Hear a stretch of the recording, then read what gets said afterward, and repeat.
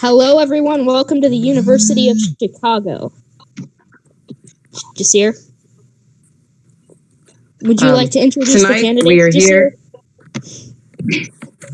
Yes, tonight we are here with the Democratic candidate and Republican candidate running for District 7 Please welcome House. Ashton Shabazz. And please full- welcome Dave Terry. Hello. Thank you for having me here. Hello. So, Jasir, do you want to say the rules? So, candidates, you will have 2 minutes to respond, 60 seconds for an opening statement, 30 seconds for a rebuttal. Audience, please hold your applause. Candidates, we're delighted to have you, as well as Luca. I'm glad to be moderating alongside you. All right. So, Ashton, you won the coin flip, so you get to have your opening statement first. Please begin. Well, first of all, I would like to thank the University of Chicago for hosting me and Dave here. You know, it's good that we can have these debates so we can see what we should have in our leaders. It's important that a leader can answer the tough questions, and I think I can deliver on that. You know, when I started this campaign, I knew it wasn't going to be easy. In fact, I didn't even think I would make it past the primary. But we have a real chance this election to enact change, to give the people their power back. I have laid out a detailed platform, as has Dave. I believe my policies are better. But this is what a debate is about. You'll see two candidates arguing and discussing different policies. But I hope I can gain the confidence of the people of the great District 7. Thank you. Mr. Terry. Thank you, Luca, and thank you, University of Chicago, for having me here. For far too long in MAC, we've had partisan establishment candidates and politicians run MAC's politics. With an increasing unemployment rate, a deficit, and growing wealth inequality, we cannot just elect another partisan establishment, same old politician this time. We need someone who has a proven track record of getting stuff done. I am the one who continued progress. I am the one that came in on the Adam Evans anti-establishment wave and got into the House. That's what we have to do, folks. We have to have someone who can actually fought and actually made a law to protect our farmers. The great state of Illinois has a huge agricultural industry, and trust me, my law helps you. We need someone who had the guts to propose an outsourcing tax that, despite the neolibs in our Congress, well, it passed the House, but the Senate, some neocons there didn't like it. We had someone who fought and did what they could do to try to raise the outsourcing tax to protect the great manufacturers of Wisconsin, Illinois, and Ohio, and all of District 7. We need someone who is currently working on a bill to make it so corporations have to give some of their profits to their workers to incentivize harder work. These are the things that we need from a leader, and these are the things we need from a representative. And one more thing, we need someone who's currently working with the president on a minimum wage increase. We need someone who can do the things that we need to do to continue. Mr. Terry, thank you. So, candidates, let's get right to the questions. First, I would like to ask, so voters are informed, what is your political ideology and ultimate goal for the United States? Mr. Shabazz, or Mr. Terry, you'll go first. I would consider myself several things. On trade, I'd consider myself a protectionist, but at the same time, I support fair trade over trade wars. On social issues, I'd consider myself moderate conservative.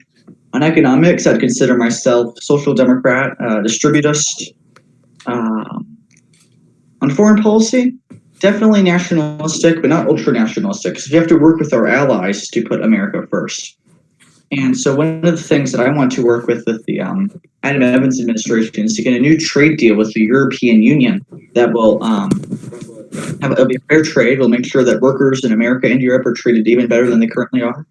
And what we will do is we will increase exports to the European Union, agricultural exports and manufactured goods, because we have to bring our manufacturing base back to the Rust Belt if we are going to continue progress. And that's one of the things that I've worked with President Adam Evans on, with raising the outsourcing tax. We're going to do a lot more stuff to get the jobs back. Because trust me, the jobs, that's a big part of this campaign. That's a big part of continuing progress for House District 7 and for the entire country.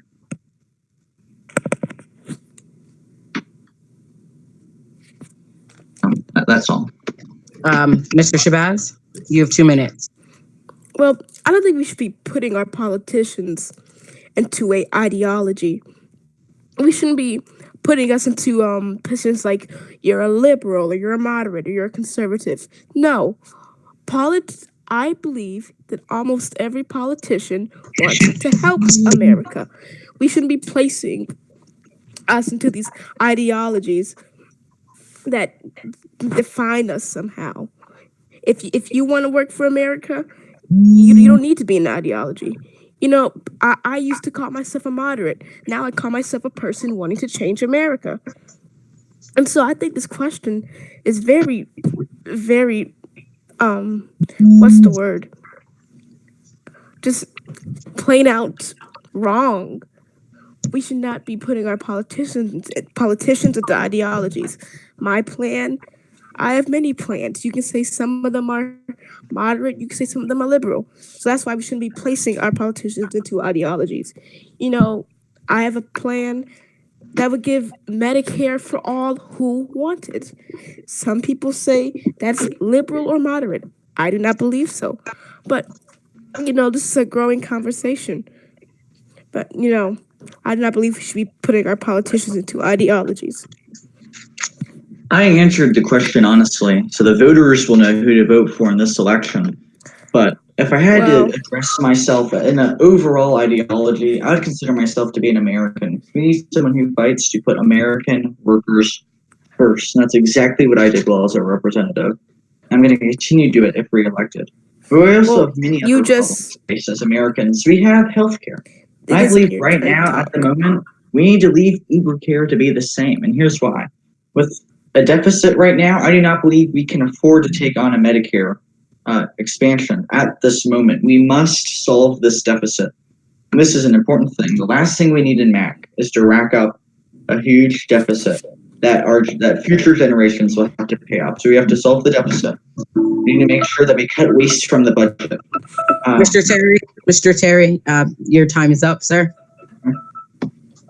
But I would like to continue this discussion on healthcare, and I would like to the voter, Mr. Shabazz, Mr. Terry, if you were talking to one voter saying that Obamacare worked for them, or saying that Uber Care works for them, and then Mr. Shabazz, you're talking to another voter who says that your plan would work for them, how do you find common ground to help all Americans? Well, that's where my Medicare for All Who Want It plan comes in. So how my plan works is you can opt into Medicare if you want to, or you could choose to keep your private insurance. I think it's a very simple discussion. So this pretty much kills two birds with one stone. So what we would do is we would introduce the plan, of course, and then within a 4-year period, people can opt in for Medicare for all, or they can stay with their private health insurance. Of course, past that 4-year period, they can't opt in, but that would be a more loose transition. But that's where my plan comes in: Medicare for all who want it, and that's all I have to say on that issue. I have talked to voters. I've talked to people in my hometown. I've talked to people in Detroit, and I've talked to people in Chicago. And everyone's satisfied with UbiCare. No one, as far as what I've heard, now you can correct me if I'm wrong, no one dislikes UbiCare. Heidi Care failed. It was trying to change UbiCare. It failed. People want to protect UbiCare. They like their health care plan. As far as what I've heard, No one is dying because of a lack of health care. Heidi Care only failed because Congress voted it Prices are down. not out of control. Pharmaceutical prices are not out of control.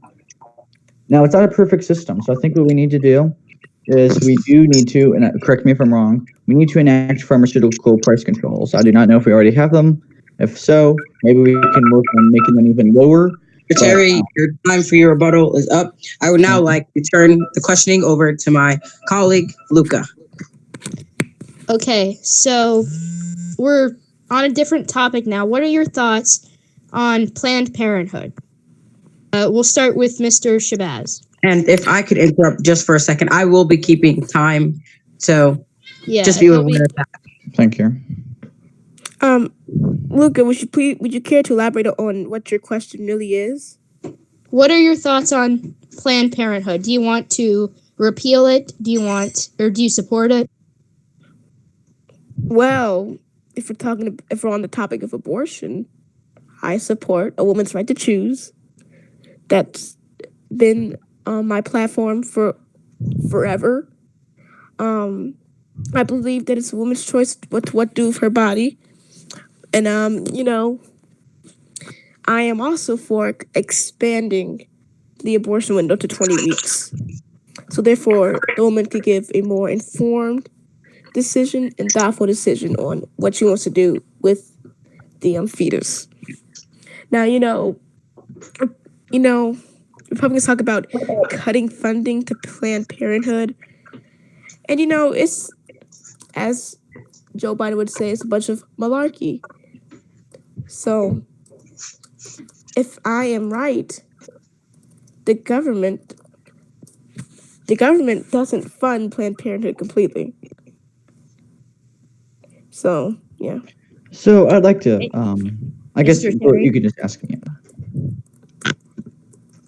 Okay. Hmm? So listen, the last thing I ever want is for a teenage girl that was abused by someone that she knows but does not know to have to go through the horror of having to deal with that. I do support abortion for women that were raped, women that were subjected to pedophilia, incest, and the health of the mother. We cannot allow things like this in a just society. Now, at the same time, I do not believe that we need a time limit on the abortion. Instead, what we should do is we should institute where instead of having time periods, we have the reason. Why are you getting this abortion? Were you abused? Are you a child that was abused? Were you subjected to incest? Or is your health in danger if you're going to have this child? Those are the questions we need to be asking, not when's the proper timing? When is it a human? When is it not a human? Because we know that life begins at conception. So we don't want to end life unless we have an actual valid reason to. Now, on the issue of on the issue of Planned Parenthood, let me open your sentence. One more sentence. On the issue of Planned Parenthood, David fails to understand. One candidate at a time. One candidate at a time. Well, But his time Mr. is up. Terry, It's my turn to speak. Mr. Terry, yes, your time is up. Mr. Shabazz. Well, what David fails to understand is that if there is no window for abortions, the woman and the child's life could be put at danger. And he also says that life begins at conception. Life begins at birth. I think it's up to about many weeks until the fetus can actually register pain. And so, I support abortion for all causes, even if the mother's not ready for a child, because that I believe instead of doing this, we can do this. And another plan. I have begun working on a adoption reform bill back in some previous terms, and I'm going to add some more detail to it and introduce it. We need to make it so if a mother gives birth and she, for economic reasons, cannot take care of this child, she can put it up for adoption imminently, just like that, just by signing a piece of paper. That's what we have to do. We have to do that one.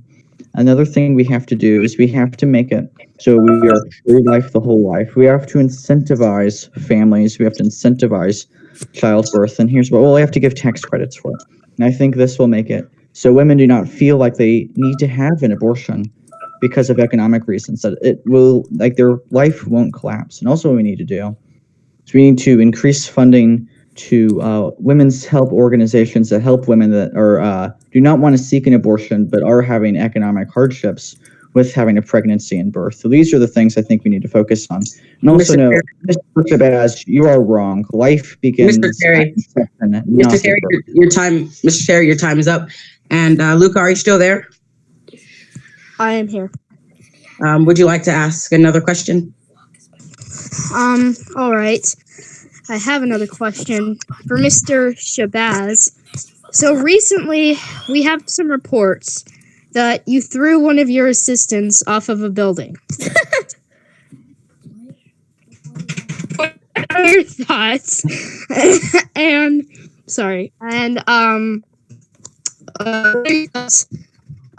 do you have any response? Well, Luca, for the sake of realism, I would like to focus on the actual issues and not something we did in a fun role play game. Thank you. All right, thank you. Mr. Jasir? Well, thank you, Luca. My question is for both of the candidates. Since we've seen more animal shelters and anti-animal cruelty organizations on the rise since the early 2000s, would you give federal funding to these organizations? If not, how would you assist them? Mr. Terry? I would be, yes, I would be open to giving federal funding to animal shelters and such organizations. We'd obviously need to make sure that, because some animal shelters practice cruel practices towards their animals, and I do not believe we should give funding to them, but to anti-animal cruelty organizations and the animal shelters that practice humane practices towards their animals, I do believe we should look into having federal funding for those. So, Mr. Terry, just a quick follow-up. How would you, can you restate your answer about, I think you mentioned something about religion. Am I correct? But, I do not recall I said that.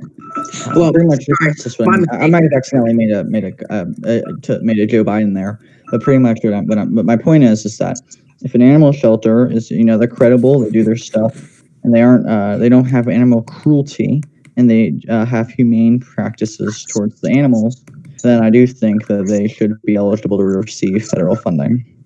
Mr. Shabazz, your minute starts now. Well, I think any sane person would be opposed to animal cruelty. And, we have taken steps. One of our great Congress people have proposed a bill ending animal cruelty. And I think President Evans has signed it. But, this is the topic about, detailing bills. My opponent, he even admitted in a call that he does not fully read bills. Wrong. It was in the MEC chat, and he said he doesn't fully read bills. Wrong. Well, no, listen. This is what I'm saying. He said it. This is what I'm saying. The conversation was, do you read the whole entire bill, every single last detail? And I said, and I quote, I read the title, the purpose, and the funding. Well, unlike my opponent, I wait. read legislation that impacts the people's lives. No. I read the title, the content, and the funding. I don't read the purpose and the name stuff. And that's true, though that was in my first two terms. This term, I do read the whole entire bill. And here's why. Sometimes people, corrupt politicians, put stuff in bills that you do not want to A. And so I, over the years, have learned, and this term I've been very good at this, 100% good at this, actually, to not A bills for there's stuff that you disagree with it in. I admit I did do that. I've not done this at all this term. You can send me any bill that I've made, and I will tell you I agree with everything in the bill. So in those first two terms, you're admitting. No. The first two terms that I would do, is that read the title. No, you said that. The content. You said in your first two terms. Funding. This term, I read the whole entire bill. Yeah, what about the other two terms? Candidate. The first two terms, I still read the most important parts of the bill. And also, this is a very minor issue. We have to look at here's the thing. If we want to look at specifics here, If you want to look at specifics, my time is up. Look, folks. Look, folks. Look, folks. Look, folks. Folks. Ooh, my time is up. Mr. Terry, your time is up. Mr. Shabazz. So, as you have seen, Davis clearly in his first 2 terms of him being in office did not fully read legislation that impacted your lives. No one does. He said he read the title, No one. the content, the budget, and funding. and the purpose. No. That was a gaffe. I meant to say. Okay, Mr. Shabazz and Mr. Terry, just so we can keep the debate moving on and talking about issues, I would like to ask both candidates a question, but since Mr. Shabazz is our Democrat in the race, I would point this question towards him.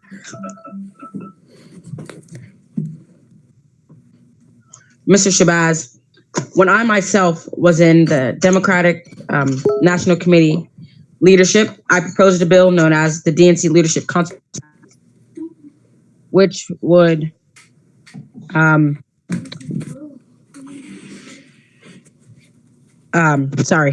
proposed a bill known as the DNC Leadership Consequence Act, which would basically, if any elected official in the chairman's administration or even a member of the General Assembly had anything to do with any fraud or corruption, we would put this act into place.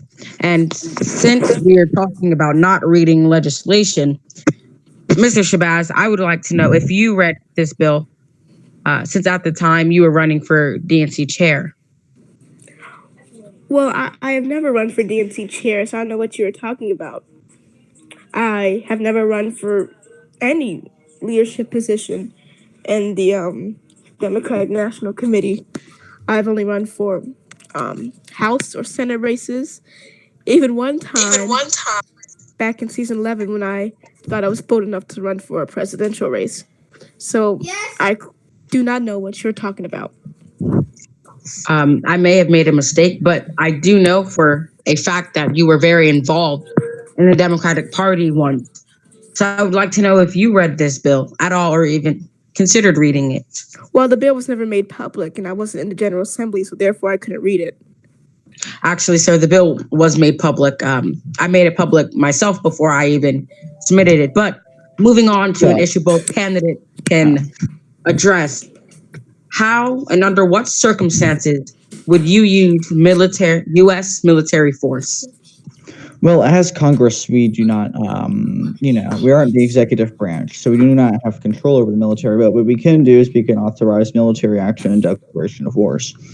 So I would not authorize military action. I would not aid an authorization of military action or declaration of war unless I had sufficient evidence that country physically attacked one of our allies, and there's no way to solve it diplomatically.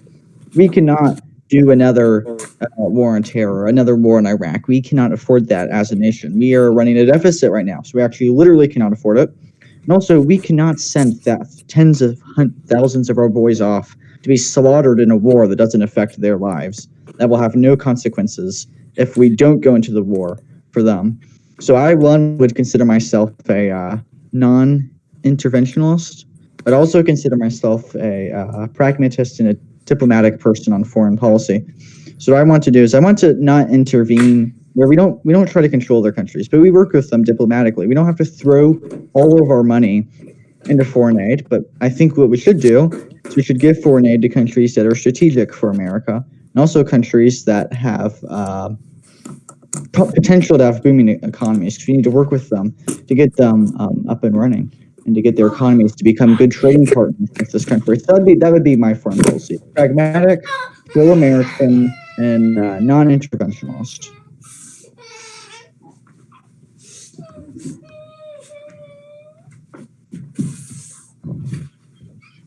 So to answer the question, no, I would not. Mr. Terry, Mr. Terry, I'm sorry, but your time is up, sir. Mr. Shabazz, your minute starts now. Mr. Shabazz? Well, you can read this in my platform. I am against military intervention without diplomacy. I believe that if there is a conflict, we should seek diplomacy, and if diplomacy doesn't work, then we should see other options, such or military intervention. But I am also for if they hit us, we hit them back. That's another plan. As Dave said, we cannot have another war on terror or a war in Iraq. That's just we can't do that anymore.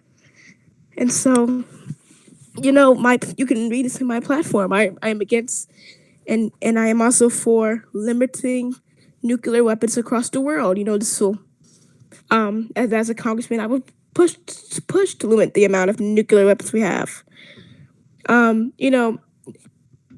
If you take all the nuclear weapons we have, you could blow up the world 10 times over. That is just terrible. I would like to rebuttal. I would love to. Look, I'm not done. I'm not done. Mr. Shabazz, regardless if you were done, your time is in fact up, sir. Oh. Mr. Terry, your rebuttal, 30 seconds. I would love to snap my fingers and eliminate all the nuclear weapons on Earth, but that is not possible. Well, that's where deals come in. We have to I do work not with people. trust Russia, China, Iran, Pakistan. I do not trust those countries to give up their nukes. I really do not trust them to give up their nukes. I do not trust North Korea to set aside their nuclear weapons. I do not. You can send me studies or evidence proving otherwise that they would. I do not buy it. Mr. Terry, your 30 seconds You is up. agree that we should have nuclear. I do not. Mr. Terry, your 30 seconds is up. I would now like to turn the questioning back over to my colleague, Luca.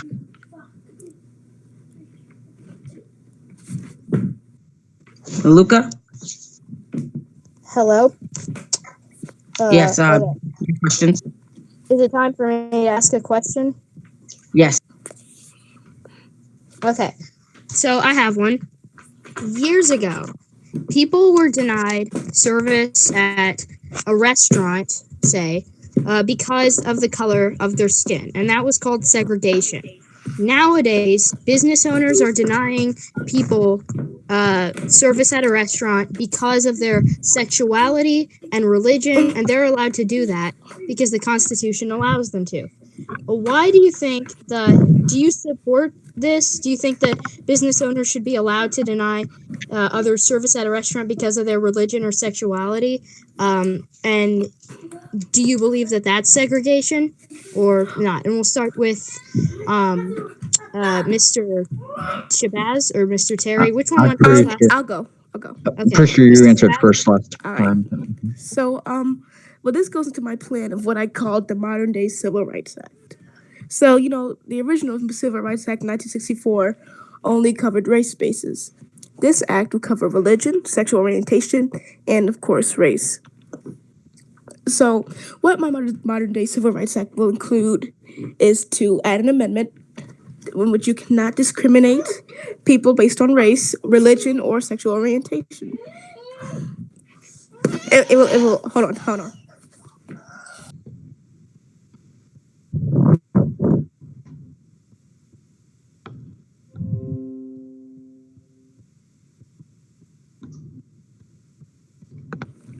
Okay, and so it will cover on religion, race, and sexual orientation.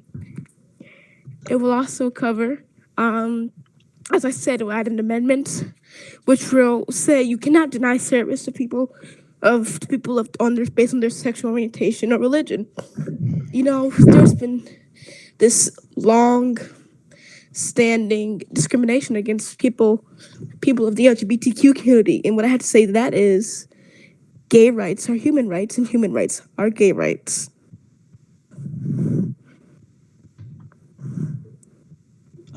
So I'll answer. Mr. Terry?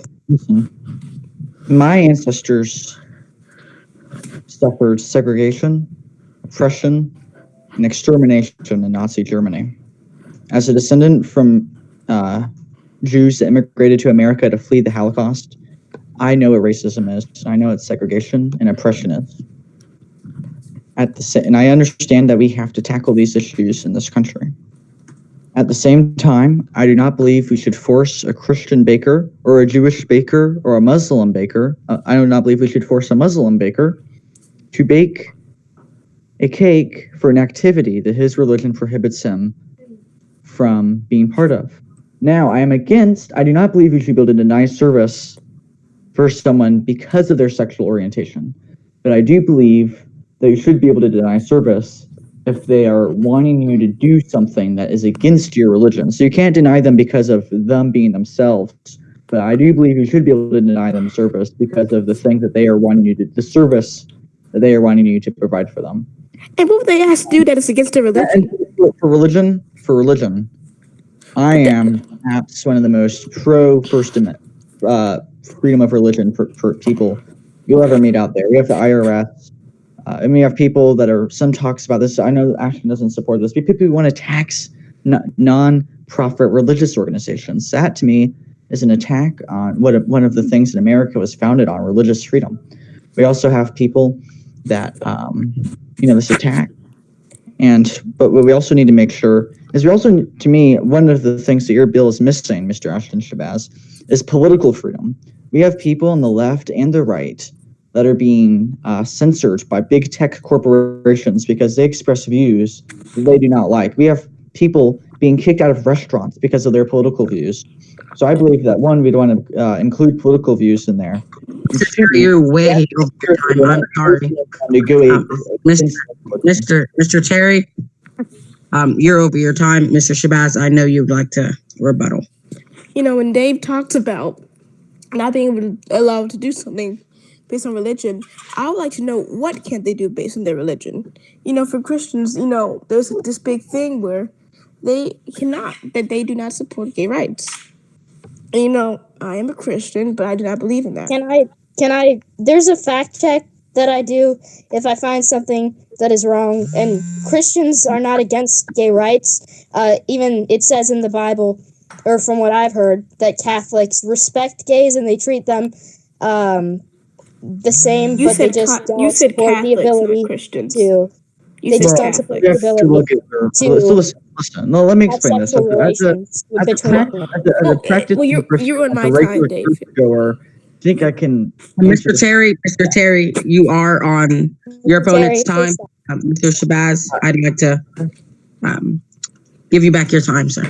And so, I do agree with David. There should be a political freedom in my act, and I will take note of that. And, it is wrong that social media companies are taking down people because of their political affiliation, and that's wrong. But it all started with white supremacy in this world. And I'm not saying all Republicans condone white supremacy, but there are some that do, and some Democrats do condone white supremacy. And so it all started with, you have to look at the bigger picture of the issue.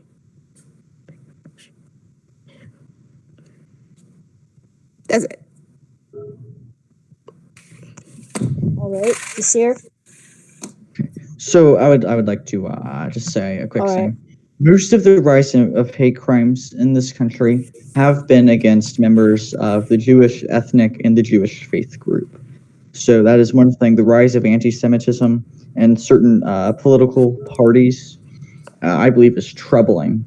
And as a ethnic Jewish male, sometimes I am concerned about some of the rise of anti-Semitism in certain political parties. But at the same time, listen, America, I believe, is the freest country on earth. And also, we are not one of the most racist countries on earth. We are a land of opportunity for everyone. From a Jewish immigrant to an African American, we have two upstanding people on this stage today that have made it and have been successful in this country. And I believe that is one of the things that America was built on. But at the same time, we do have to speak out against racism. We Mr. Terry, continue your thought. Oh, okay. We do have to speak out against racism, but we also have to. I don't believe people are excluded from the conversation. So this is what we need to do. And so one, I aid the bill that creates a memorial to the victims of fascism, which is links to a lot of racist movements.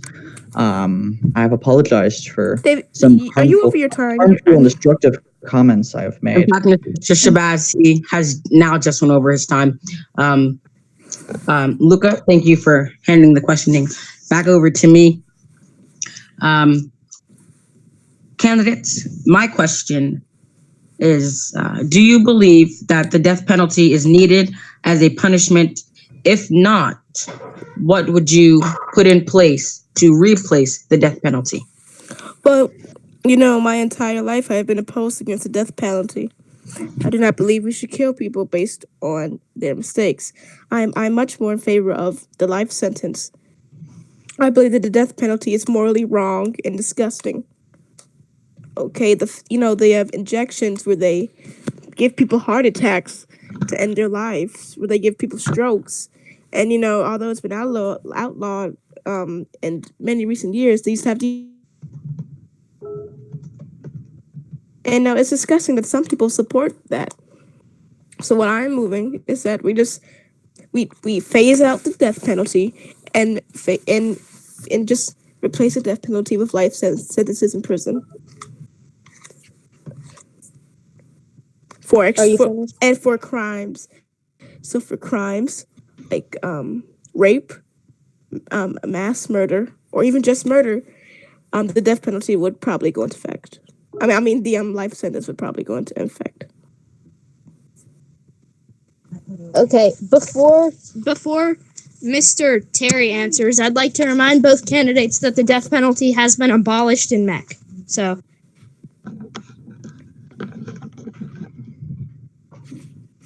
So to answer this question, I would like to quote our Lord and Savior, Jesus Christ here. All right, let the one who has never sinned throw the first stone. And he stepped down and wrote in the dust. And when the accusers heard this, they slipped away one by one, beginning with the oldest, until only Jesus was left in the middle of the crowd with the woman.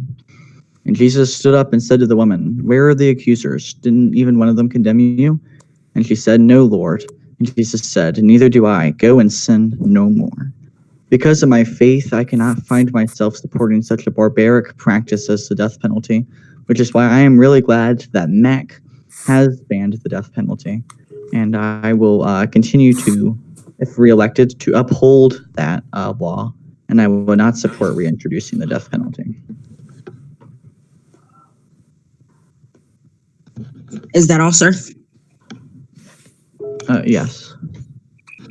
Well, Luca, do you have any other questions? have we, because I accidentally left for a minute, have we addressed global warming? No, sir, which is, I'll leave that to you. Okay, so both of the candidates tonight, I'd like to hear your thoughts on global warming, and I'd like to hear your plan to stop it so that the next generation won't have to worry about it as much, because global warming is such a big issue. So why do you think your plan is better than your opponent's to end global warming? And of course, do you believe that it's real? Which I hope you both do. But anyways, Mr. Shabazz, or yes, you can go first. Well, global warming is real. There's no doubt about it. It's been proven by science.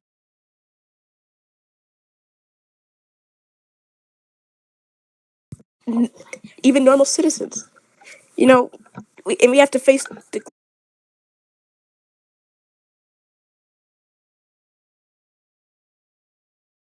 the emissions in the next 12 years. We have to move towards more energy friendly, move towards green energy, and we would slow. And how I would do that is, so if with these coal miners, they would all keep their jobs, but their jobs be phased into green energy jobs within a 4-year period.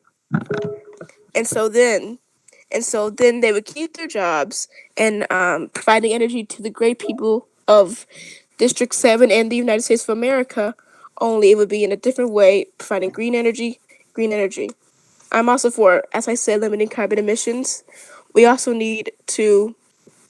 We also, and as I said, we need to introduce a Green New Deal to combat climate change. Thank you. You know, Secretary. yes, climate change is the single greatest threat we have. I would say it's equal with China to be the two single greatest threats that we face right now, China and global warming. So we need someone who can work across the aisle with Republicans and Democrats to solve this major threat that us and further generations will have to deal with. So one, I think we should adopt nuclear energy as the primary energy source. Actually, we should aim for eliminating all forms of carbon energy by 2050. I don't think that is I don't think that is a non-reachable goal. I think when we have nuclear energy and geothermal energy, we have hydroelectric energy, we even have tidal energy. We can get energy from the side. I do not believe that it is unrealistic to aim for zero carbon energy by 2050. And what we have to do, this is one thing we've heard, like my senator, it disgusts me when he says, I want the coal workers out of the streets by the end of the month, and it's their fault that they chose unrenewable jobs. To me, this is a violent attack from some people on an industry where it's people with honest work. So what we need to do, this is my plan. I'm going to begin writing this bill sometime soon. So I'm writing three bills right now, actually. So, but as soon as those are done, I'm going to write a bill where we work with the coal mining and the oil companies to have them adopt into green energy companies. I think that would be a lot more productive for the economy. I think it would be better for pretty much everyone involved that we take the people that are working in non-renewable energy and put them working, the exact same people and the exact same companies working on renewable green energy that is sustainable, that is America first, that is healthy for all Americans.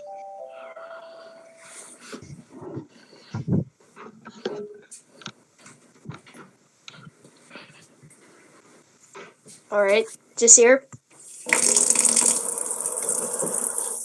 Thank you. Um, uh, um, Candidates. First, Luca, do you have any further questions? Nope. Well, then, I guess that settles our debate between Closing. incumbent Closing statements. Yes, sir. Closing statements. Mr. Shabazz, your closing statement. In this debate, I laid out my plan for the great people of District 7. In this debate, I did my best to explain why I should be the next representative.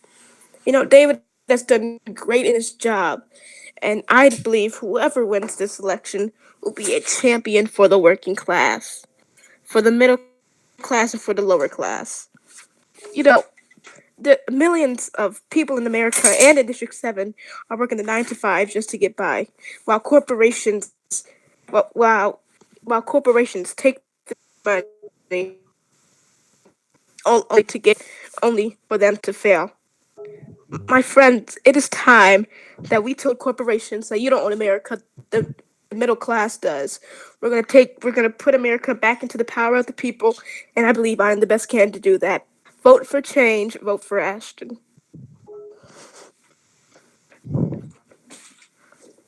Again, I'd like to thank the University of Chicago for hosting this event.